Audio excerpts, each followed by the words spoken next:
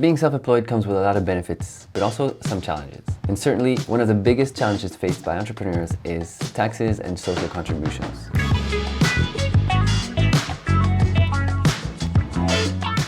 If you're anything like me, you're ready to jump into the entrepreneurial world, but you're still kind of lost when it comes to accounting and personal finance and financial obligations. We're here to help you with anything that has to do with taxes and make you realize that it's actually not that hard. So hang in there and let's talk about social contributions. But first things first, why do we pay social contributions and what makes them different from just taxes? Well, it's pretty simple.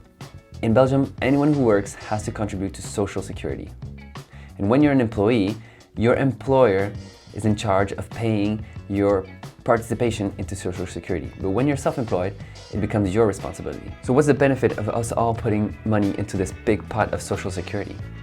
Well, it's to give each of us access to some pretty cool benefits. For example, family allowances, which can include child grants or child allowances.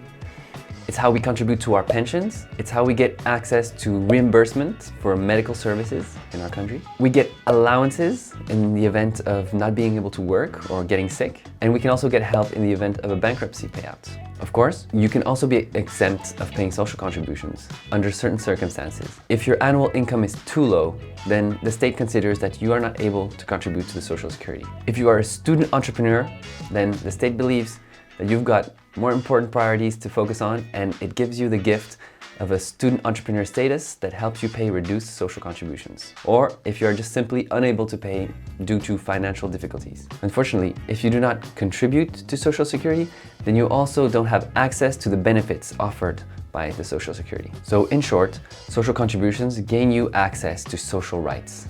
If you decide that the coverage offered by Social Security isn't enough for you, then you may consider extending your coverage by adding a guaranteed income insurance or a supplement to your pension. These solutions are not only interesting on a tax standpoint, they can also strengthen your financial health in difficult times. So, how much social contributions do you pay? Before you start your activity, you need to sign up to a social security fund. If you don't, you will automatically be registered with the National Social Security Office. Your social security contributions are calculated based on your personal income. They are calculated based on your income of the current financial year. If social contributions does not yet know how much you're going to earn at the end of the year, your social security fund might calculate a provisional amount. And when your yearly income is known, you might be asked to pay extra if you didn't pay enough, or you will be reimbursed if you paid too much. The number to keep in mind is this, 20.5%.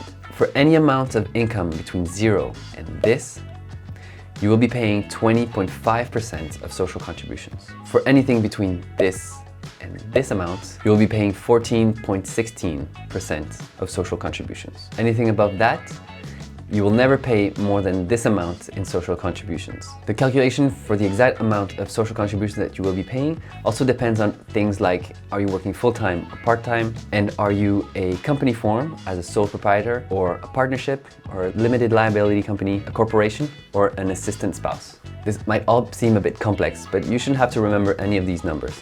Social contributions are calculated by your social security fund, and they will tell you how much you owe, and you'll adjust as you go along. Also, in the Accountable app, we make sure to calculate how much social contributions you should be paying so that you don't get a surprise at the end of the year. There we go. I hope you have a bit more information about what social contributions are, why we pay them, and how much we pay.